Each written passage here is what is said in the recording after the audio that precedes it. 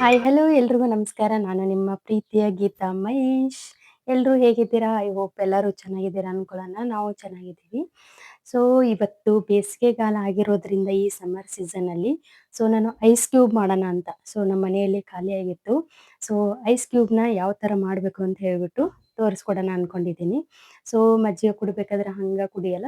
ಅದರಲ್ಲಿ ಏನಾದರೂ ಇಂಗ್ರೀಡಿಯೆಂಟ್ಸ್‌ನ ಯೂಸ್ ಮಾಡಿ ಆವಾಗಿನ ಅರ್ಜೆಂಟ್ ಟೈಮಲ್ಲಿ ಆಗಲ್ಲ.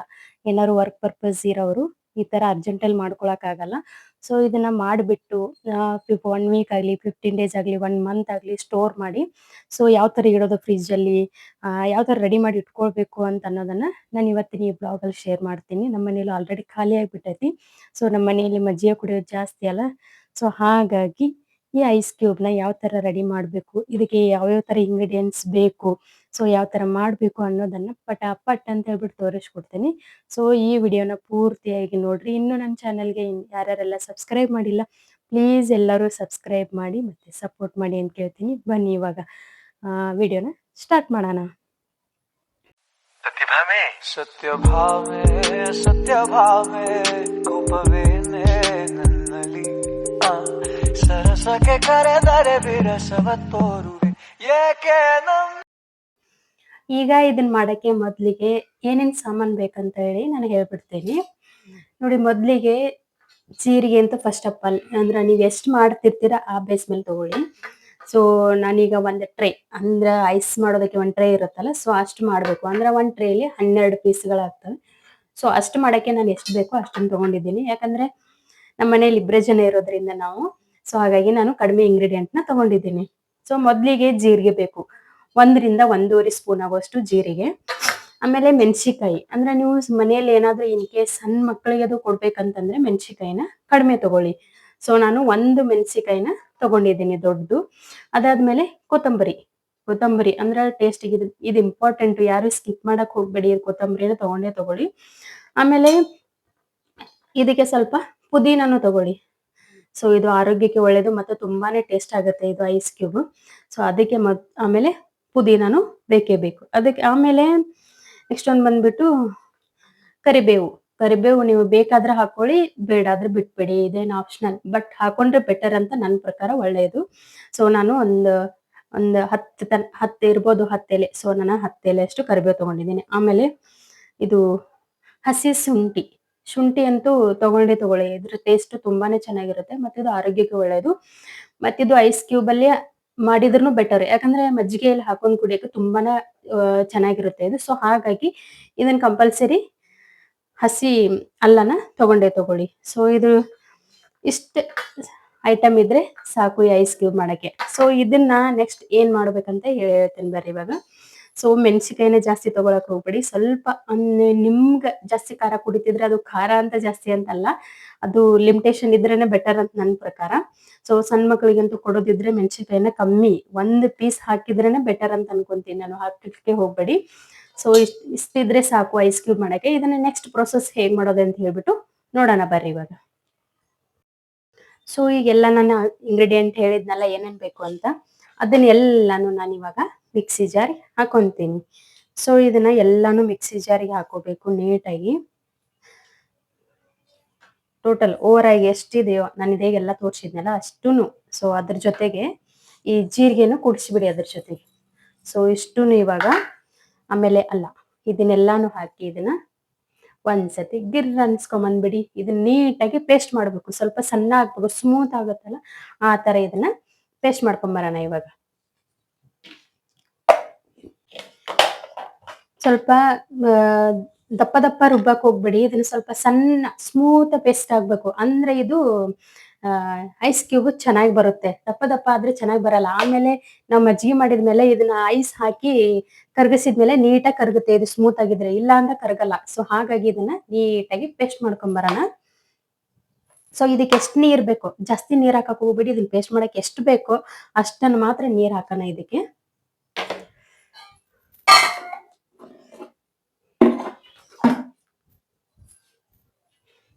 ಸ್ವಲ್ಪ ನೀರಾದ್ರೆ ಸಾಕು ಇದಕ್ಕೆ ಪೇಸ್ಟ್ ಮಾಡಕ್ಕೆ ಎಷ್ಟು ಬೇಕು ಅಷ್ಟಿದ್ರೆ ಸಾಕು, ಅಷ್ಟು ನೀರು. ಬನ್ನಿ ಇದನ್ನೀಗ ಪೇಸ್ಟ್ ಮಾಡ್ಕೊಂಡು ಬರೋಣ.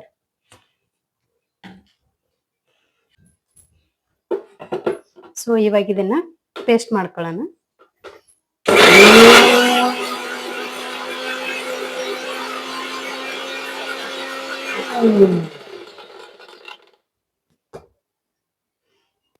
ಸೊ ಇವಾಗ ಇದು ಇಷ್ಟು ಪೇಸ್ಟ್ ಆಗೈತಿ.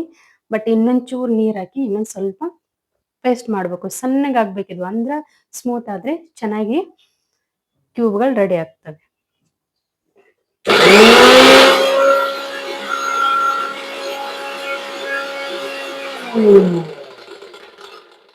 ನೋಡಿ ಇವಾಗ ಇಷ್ಟು ಸ್ಮೂತ್ ಆಗಿ ಪೇಸ್ಟ್ ಆಗೈತಿ ಇದು. ಸೊ ಇಷ್ಟು ಸ್ಮೂತ್ ಆಗಿ ಇದನ್ನ ಸಣ್ಣಗೆ ರುಬ್ಕೋಬೇಕು. ಸೊ ನೋಡಿ ಈ ತರ ಆಗ್ಬೇಕು. ಈ ತರ ಸ್ಮೂತ್ ಆಗಿ ಆಗಿದ್ರೆ ಐಸ್ ಕ್ಯೂಬ್ ಚೆನ್ನಾಗಿ ಬರುತ್ತೆ. ಆಮೇಲೆ ಮಜ್ಜಿಗೆಯಲ್ಲಿ ಹಾಕೊಳ್ಳೋಕು ನೀಟಾಗಿ ಕರೆಕ್ಟ್ ಆಗಿ ಕರಗಿ ಬಿಡುತ್ತೆ. ಸೊ ನೋಡಿ ಎಷ್ಟು ಘಮ ಘಮ ಅಂತ ವಾಸನೆ ಬರಕತ್ತೈತಿ. ಪುದೀನ ಅಂತೂ ಮಸ್ತ್ ವಾಸನೆ ಬರಕತ್ತೈತಿ. ಪುದೀನ ಹಸಿ ಅಲ್ಲ, ಮೇನ್ ಇಂಪಾರ್ಟೆಂಟು. ಸೊ ಇವಾಗ ನೆಕ್ಸ್ಟ್ ಏನ್ ಮಾಡ್ಬೇಕು ಅಂತ ಹೇಳ್ತೀನಿ ಬರ್ರಿ ಇವಾಗ. ಸೊ ಇವಾಗ ಇದು ಪೇಸ್ಟ್ ರೆಡಿ ಆಯ್ತು. ಬಟ್ ಇಷ್ಟು ಗಟ್ಟಿ ಇರೋದನ್ನ ನಾವು ಐಸ್ ಕ್ಯೂಬ್ ಮಾಡಕ್ಕಾಗಲ್ಲ. ಸೊ ಹಾಗಾಗಿ ನನಗೆ ಎಷ್ಟು ಬೇಕೋ ಅಷ್ಟು ಮಾತ್ರ ಪೇಸ್ಟ್ ಮಾಡೋಕ್ಕೋಸ್ಕರ ನಾನು ನೀರು ಬಳಸಿದ್ದೆ. ಸೊ ಇವಾಗ ಇದನ್ನ ಐಸ್ ಕ್ಯೂಬ್ ಮಾಡ್ಬೇಕಂತಂದ್ರೆ ಇದಕ್ಕೆ ನಮಗೆ ಎಷ್ಟು ಬೇಕಲ್ಲ, ನಾನು ಯಾವ್ದ್ರಲ್ಲಿ ಐಸ್ ಕ್ಯೂಬ್ ಮಾಡ್ತೀನಿ ಅಂದ್ರೆ ಫ್ರಿಜ್ ಅಲ್ಲಿ ಇರುತ್ತೆ ನೋಡ್ರಿ ಐಸ್ ಟ್ರೇ. ಸೊ ಅದರಲ್ಲಿ ನಾನು ಇದ್ರಾಗ ಐಸ್ ಕ್ಯೂಬ್ ನ ರೆಡಿ ಮಾಡ್ತೀನಿ. ಸೊ ಇದರಲ್ಲಿ ಇರೋದು 12. ಸೊ 12 ಐಸ್ ಕ್ಯೂಬ್ ಆಗ್ಬೇಕಲ್ಲ, ನಾನು ಅದ್ರ ಪ್ರಕಾರ ಆ ಕ್ವಾಂಟಿಟಿ ಅಷ್ಟೇನೆ ನಾನು ತಗೊಂಡಿದ್ದನ್ನೆಲ್ಲಾನು. ಸೊ ಹಾಗಾಗಿ ಇದಕ್ಕೆ ಎಷ್ಟು 12 ಐಸ್ ಕ್ಯೂಬ್ ಆಗ್ಬೇಕು. ಅಷ್ಟಕ್ಕೆ ಮಾತ್ರ ನಾನು ನೀರ್ನ ಯೂಸ್ ಮಾಡ್ಕೊಂತೀನಿ. ಸೊ ಇವಾಗ ಎಷ್ಟು ಗಟ್ಟಿ ಐತೆ ಐಸ್ ಕ್ಯೂಬ್ ಆಗಲ್ಲ, ಮಾಡಕ್ಕಾಗಲ್ಲ. ಸೊ ಹಾಗಾಗಿ ಇದಕ್ಕೆ ಎಷ್ಟು ಬೇಕೋ ಅಷ್ಟು ನೀರ್ನ ಬಳಸ್ಕೊಂತೀನಿ. ಸೊ ನಡೆಯುತ್ತೆ, ನೀವು ಜಾಸ್ತಿ ನೀರ್ ಹಾಕೊಂಡ್ರು ನಾಟ್ ಬ್ಯಾಡ್, ಬಟ್ ಪರವಾಗಿಲ್ಲ. ಆದ್ರೆ ಇದ್ರಲ್ಲಿ ಹಾಕಿರೋ ಕ್ವಾಂಟಿಟಿ ಎಷ್ಟಿರುತ್ತಲ್ಲ ಆ ಬೇಸ್ ಮೇಲೆ ನೀರ್ನ ಬಳಸಿ. ಇಲ್ಲಾಂದ್ರೆ ನೀರ್ ಜಾಸ್ತಿ ಹಾಕಿದ್ರು ಚೆನ್ನಾಗಾಗಲ್ಲ. ಸೊ ಈಗಿದು ನೋಡ್ರಿ ಇಷ್ಟು ಗಟ್ಟಿ ಅಂತೂ ಇರ್ಲೇಬೇಕು. ಬಹಳ ತೆಳ್ಳಗ್ ಮಾಡ್ಕೊಂಡ್ರು ಅದು ಚೆನ್ನಾಗಾಗಲ್ಲ. ಸೊ ಈಗ ಇದನ್ನ ಐಸ್ ಕ್ಯೂಬ್ ಮಾಡಕ್ಕೆ ಹಾಕೋಣ ಬರ್ರಿ. ಇದನ್ನ ಸಣ್ಣವರಿಂದ ದೊಡ್ಡವ್ರವರ್ಗು ಯೂಸ್ ಮಾಡ್ಬೋದು. ಬಟ್ ಇದ್ರಲ್ಲಿ ಏನಪ್ಪಾ ಅಂತಂದ್ರೆ ಮೆಣಸಿನಕಾಯಿನ ಸೊ ಕಮ್ಮಿ ಹಾಕಿದ್ರೆ ಸಣ್ಣ ಹುಡುಗರಿಗೆ ಕೊಡ್ಬೋದು, ಏನು ಆಗಲ್ಲ. ಬಟ್ ಚಿಲ್ಲಿ ಮಾತ್ರ ಸ್ವಲ್ಪ ಕಮ್ಮಿ ಹಾಕಿ. ಇಲ್ಲ ಅಂದ್ರೆ ಇದು ಅರ್ಜೆಂಟ್ ಅಲ್ಲಿ ಕೆಲ್ಸಕ್ಕೆ ಯಾರು ಹೋಗ್ತಿರ್ತಿರೋ, ಸೊ ಯಾರು ಜಾಬ್ ಮಾಡ್ತಿರ್ತಿರೋ ಅವ್ರಿಗಂತೂ ಇದು 100% ಬೆಟರ್ ಅಂತಾನೆ ಹೇಳ್ಬೋದು. ಯಾಕಂದ್ರೆ ಈ ತರ ರೆಡಿ ಮಾಡಿಟ್ಬಿಟ್ರೆ ಯಾವಾಗಾದ್ರೂ ಅರ್ಜೆಂಟ್ ಟೈಮಲ್ಲಿ ಮಜ್ಜಿಗೆ ಕಡ್ಬಿಟ್ಟು ಅದ್ರಲ್ಲಿ ಐಸ್ನ ಹಾಕಿಬಿಟ್ಟು ತಿರ್ಗಾಡ್ಬಿಟ್ಬಿಟ್ರೆ ರೆಡಿ ಆಗ್ಬಿಡುತ್ತೆ ಮಜ್ಜಿಗೆ, ಮಸಾಲ ಮಜ್ಜಿಗೆ ರೆಡಿ ಆಗ್ಬಿಡುತ್ತೆ. ಸೊ ಈ ತರ ರೆಡಿ ಮಾಡಿ ಇಟ್ಕೊಂಡ್ರೆ 1 ವಾರ ಆಗ್ಲಿ 15 ಡೇಸ್ ಆಗ್ಲಿ 1 ಮಂತ್ ವರ್ಗುನು ಫ್ರಿಜ್ ಅಲ್ಲಿ ಆರಾಮಾಗಿ ಸ್ಟೋರ್ ಮಾಡಿ ಇಡ್ಬೋದು ಇದನ್ನ. ಸೊ ನನ್ನ ಪ್ರಕಾರ 20 ಡೇಸ್ ವರ್ಗು ಇಟ್ಟು ಮತ್ತೆ ಬೇರೆ ಹೊಸದನ್ನ ಮಾಡ್ಕೊಳ್ಳೋದು ಬೆಟರ್ ಅಂತ ಅನ್ಕೊಂತೀನಿ. ಯಾಕಂದ್ರೆ ತುಂಬಾ ದಿನ ಫ್ರಿಜ್ ಅಲ್ಲಿ ಇಟ್ಟು ತಿನ್ನೋದು ಅಷ್ಟು ಹೆಲ್ತಿಗೆ ಒಳ್ಳೇದಲ್ಲ. ಸೊ ಹಾಗಾಗಿ ಇದನ್ನ ನೀವು ಒಂದು 15-20 ಡೇಸ್ ವರ್ಗು ಯೂಸ್ ಮಾಡ್ಕೊಂಡು ಆಮೇಲೆ ಬೇರೆ ಮತ್ತೆ ಹೊಸದನ್ನ ರೆಡಿ ಮಾಡ್ಕೊಳ್ಳಿ ಅಂತ ಕೇಳ್ತೀನಿ. ಬರ್ರಿ ಇವಾಗ ಇದನ್ನ ಹಾಕಿ ಇದರಲ್ಲಿ ಐಸ್ ಕ್ಯೂಬ್ ರೆಡಿ ಮಾಡೋಕ್ಕೋಸ್ಕರ ಇದನ್ನ ಇದರಲ್ಲಿ ಹಾಕೋಣ. ಎಷ್ಟಾಗುತ್ತೆ ಅಂತ ಹೇಳ್ಬಿಟ್ಟು ನೋಡೋಣ. ನೋಡಿ ಈ ತರ ಐಸ್ ಕ್ಯೂಬ್ ರೆಡಿ ಮಾಡಕ್ಕಿದ್ರೆ ಬೆಟರ್. ಒಂದಿದ್ರೆ ಒಂದು, ಎರಡಿದ್ರೆ ಎರಡು, ನಿಮ್ಗೆ ಎಷ್ಟು ಬೇಕೋ ಅಷ್ಟನ್ನ ಮಾಡಿ ಇಟ್ಕೊಂಡ್ರು ಒಳ್ಳೇದು. ಸೊ ಇವಾಗ ಇದಕ್ಕ ಫಿಲ್ ಮಾಡೋಣ ಬರ್ರಿ ಇವಾಗ. ಸೊ ನಿಮ್ಗೆ ಸಣ್ಣದ್ ಬೇಕಾದ್ರೆ ಸಣ್ಣದ್ ಹಾಕೊಳ್ಳಿ, ದೊಡ್ಡದ್ ಬೇಕಾದ್ರೆ ದೊಡ್ಡದ್ ಹಾಕೊಳ್ಳಿ. ಸೊ ನಿಮ್ಗೆ ಎಷ್ಟು ಬೇಕೋ ಅಷ್ಟನ್ನ ಹಾಕೊಂಡ್ಬಿಡ್ರಿ, ನಡೆಯುತ್ತೆ. ಸೊ ಯಾಕಂದ್ರೆ ಅದನ್ನ ಜಾಸ್ತಿ ದೊಡ್ಡದು ಹಾಕಕ್ಕಾಗಲ್ಲ, ಅದ್ರ ಪ್ಲೇಸ್ ಎಷ್ಟಿರುತ್ತೋ ಅಷ್ಟನ್ನ ಮಾತ್ರ ಹಾಕಿರಿ.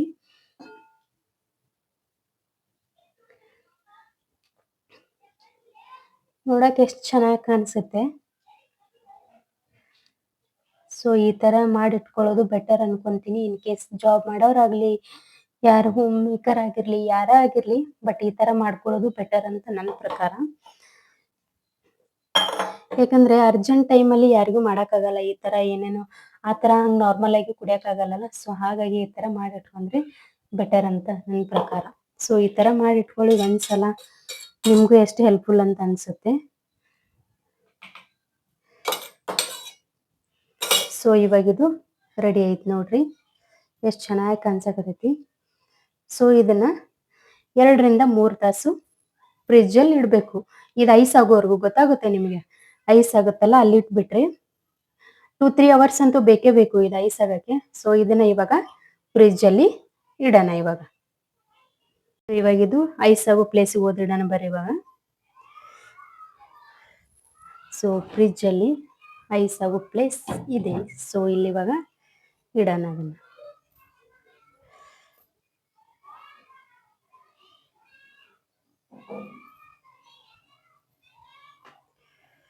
ಸೊ ಇದನ್ನ 2 ರಿಂದ 3 ತಾಸು ಇಲ್ಲೇ ಇಟ್ಬಿಡ್ರಿ.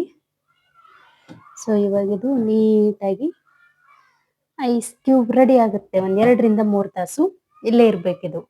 ಸೊ ಅದಾದ್ಮೇಲೆ ಅದು ಐಸ್ ಕ್ಯೂಬ್ ಆದ್ಮೇಲೆ ರೆಡಿ ಆಗುತ್ತೆ. ಆವಾಗ ಇದನ್ನ ಒಂದೊಂದಾಗಿ ತೆಗೆದು ತೋರಿಸ್ತೀನಿ ನಾನು. ಇದು ರೆಡಿ ಆದ್ಮೇಲೆ ನೆಕ್ಸ್ಟ್ ಪ್ರೊಸೆಸ್ ಏನು ಅಂತ ಹೇಳ್ತೀನಿ ನಾನು ನಿಮಗೆ. ಸೊ ಇದನ್ನ ಕ್ಲೋಸ್ ಮಾಡಿ, ಆಮೇಲೆ ಫ್ರಿಜ್ನ ಕ್ಲೋಸ್ ಮಾಡಿ. ಸೊ ಇವಾಗ ಇಷ್ಟಿದು ರೆಡಿ ಆಯ್ತು. ನೆಕ್ಸ್ಟ್ ಪ್ರೊಸೆಸ್ ಏನಂತ ಹೇಳ್ಬಿಟ್ಟು ನಾನು ಅದು ಫ್ರಿಜ್ಜಲ್ಲಿ ಇಟ್ಬಿಟ್ಟಿವಲ್ಲ, ಸೊ ಅದು ರೆಡಿ ಆಗಲಿ. ಅದು ರೆಡಿ ಆದ್ಮೇಲೆ ನೆಕ್ಸ್ಟ್ ಪ್ರೊಸೆಸ್ ಏನು ಮಾಡಬೇಕು ಅಂತ ಹೇಳ್ಬಿಟ್ಟು ನಾನು ಕಂಟಿನ್ಯೂ ಮಾಡ್ತೀನಿ. 2 ರಿಂದ 3 ತಾಸು ವೇಟ್ ಮಾಡಬೇಕು ಅದು ಐಸ್ ಕ್ಯೂಬ್ ರೆಡಿ ಆಗೋಕ್ಕೆ. ಸೊ ಅಷ್ಟಂತೂ ಬೇಕು, ಇಲ್ಲಾಂದ್ರೆ ಅದಕ್ಕೆ ಜಾಸ್ತಿನೂ ಆಗ್ಬೋದು. ಸೊ ಅದು ನೀಟಾಗಿ ಗಟ್ಟಿ ಆಗಲಿ. ಸೊ ಅದಾದ್ಮೇಲೆ ನೆಕ್ಸ್ಟ್ ಪ್ರೊಸೆಸ್ನ ಏನು ಮಾಡಬೇಕು ಅಂತ ಹೇಳ್ಬಿಟ್ಟು ನಾನು ಕಂಟಿನ್ಯೂ ಮಾಡ್ತೀನಿ. So wait and watch guys. ಇವಾಗ ಐಸ್ ಕ್ಯೂಬ್ ರೆಡಿ ಆಯಿತು. ಸೊ ನಾನು 4 ರಿಂದ 5 ಅವರ್ ಬಿಟ್ಟಾಯ್ತು. ಸೊ ಇವಾಗ ಐಸ್ ಕ್ಯೂಬ್ ರೆಡಿ ಆಗೈತಿ. ಯಾವ ಥರ ಆಗೈತೆ ಅಂತ ಹೇಳ್ಬಿಟ್ಟು ತೋರಿಸ್ತೀನಿ ಬರ್ರಿ ಮೊದಲಿಗೆ.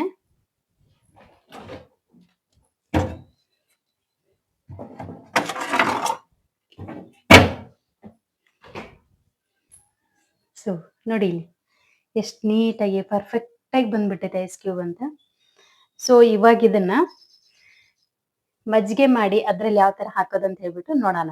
ಸೊ ನನಗೆ ಇವಾಗ ಎಷ್ಟು ಮೊಸರು ಬೇಕು, ಎಷ್ಟು ಗ್ಲಾಸ್ ಮಜ್ಜಿಗೆ ಮಾಡೋಣ ಅಂತ ಹೇಳ್ಬಿಟ್ಟು, ಎಷ್ಟು 1 ಗ್ಲಾಸಿಗೆ ಹಾಕದ 2 ಗ್ಲಾಸಿಗೆ ಹಾಕದ ಅಂತ ಹೇಳ್ಬಿಟ್ಟು ತೋರಿಸ್ಕೊಡ್ತೇನೆ ನಾನು.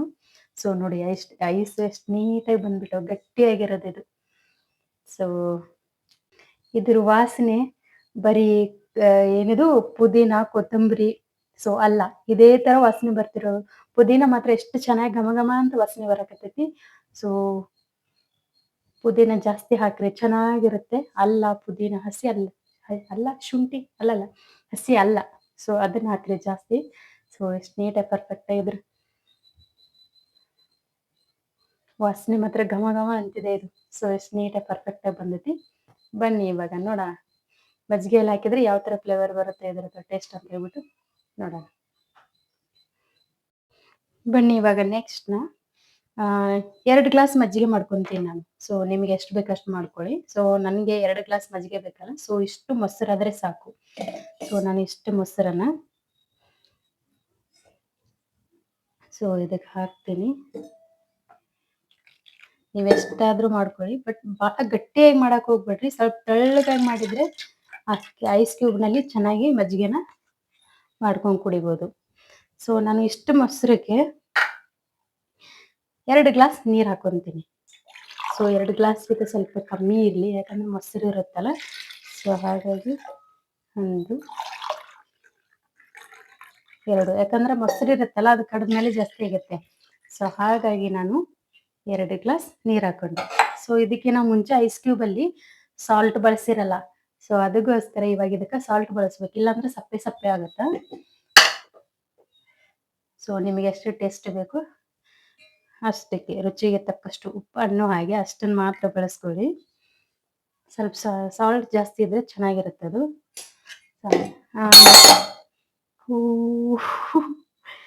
ಸೊ ನೆಕ್ಸ್ಟ್ ನಂದು ರವಿಗೆ ಇದು ಮಜ್ಜಿಗೆ ಕಡಿಯೋದು. ಸೊ ಇವಾಗ ಈ ಥರ ಮಜ್ಜಿಗೆ ಕಡಿಬೇಕು ಇದನ್ನ.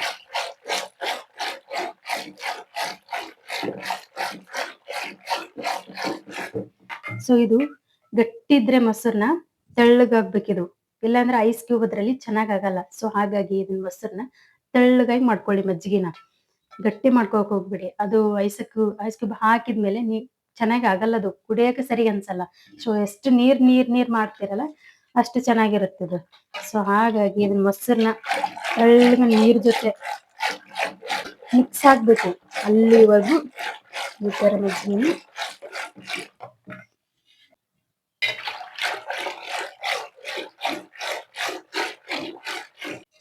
ಸೊ ಇವಾಗಿದೆ ತೆಳ್ಳಗೆ ನೀರ್ ತರ ಮಜ್ಜಿಗೆ ರೆಡಿ ಆಯ್ತು.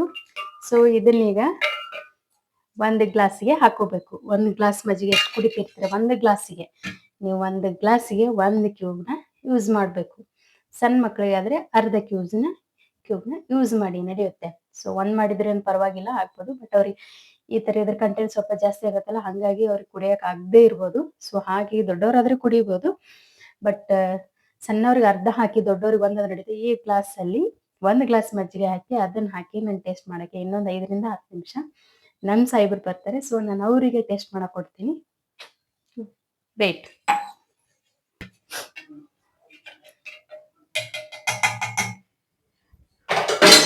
ಸೊ ಇವಾಗ ಇದು ಮಜ್ಜಿಗೆ ರೆಡಿ ಐತಿ. ಇವಾಗ ಗ್ಲಾಸ್ಗೆ ಹಾಕೋಣ.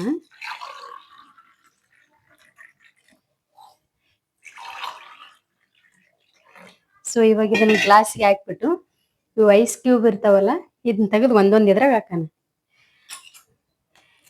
ಫುಲ್ ಗಟ್ಟಿ ಆಗ್ಬಿಟ್ಟಿದ್ದು ಮೈ ತೆಗ್ದಿನೆಲ್ಲ ಸ್ವಲ್ಪ ಇದಾಗ ನೋಡು. ಹಾ ಹಾ ಬಾ ಹತ್ರ ಬೈ. ತಡಿ ಇದೆ ಐಸ್ ಕ್ಯೂಬ್ ಬರವಲ್ತಿನ. ಈಗ ಐಸ್ ಕ್ಯೂಬ್ನ ಇದ್ರಲ್ಲಿ ಹಾಕೋಣ. ಇನ್ನೊಂದು ಐಸ್ ಕ್ಯೂಬ್ನ ಇದ್ರಲ್ಲಿ ಹಾಕೋಣ. ಈ 2 ಹಾಕಿದನ ಈ ತರ ಮಿಕ್ಸ್ ಮಾಡಬೇಕು. ಪೂರ್ತಿಯಾಗಿ ಕರಗಬೇಕಿದೆ.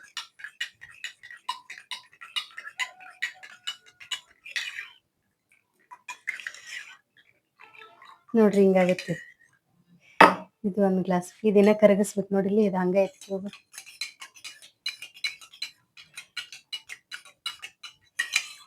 ಎಸ್ ಕರೀರಿ.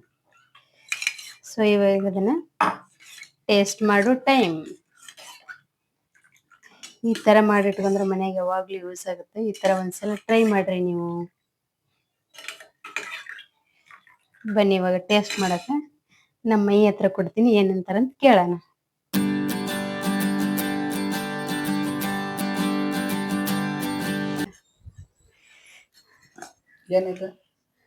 ಇದ ಮಜ್ಜಿಗೆ ಐಸ್ ಕ್ಯೂಬ್. ಇದು ಮಸಾಲಾ ಮಜ್ಜಿಗೆ. ಐಸ್ ಕ್ಯೂಬ್ ಅಂದ್ರೆ ಇದನ್ನ ಕುಡಿದ್ ನೋಡು. ಐಸ್ ಕ್ಯೂಬ್ ಅಂದ್ರೆ ರೆಡಿ ಮಾಡಿ ಇಟ್ಟಿದ್ದೆ. ಇದು ಐಸ್ ಕ್ಯೂಬ್ ಇದ್ರಲ್ಲಿ ಹಾಕಿದೆ ಕರಗಿದೆ ಗೊತ್ತಾಗ್ತಿಲ್ಲ ಅಷ್ಟೇ. ಹೆಂಗೆ ಟೇಸ್ಟ್ ನೋಡಕ್ ಮೈ ಹತ್ರ ಐತಿ. ಸ್ಟಾರ್ಟಿಂಗ್ ಹೆಂಗೆ ಏನಾಗೈತೆ ಅಂತ ಹೇಳ್ಬಿಟ್ಟು ಅವರೇ ಚೆನ್ನಾಗೈತೆ.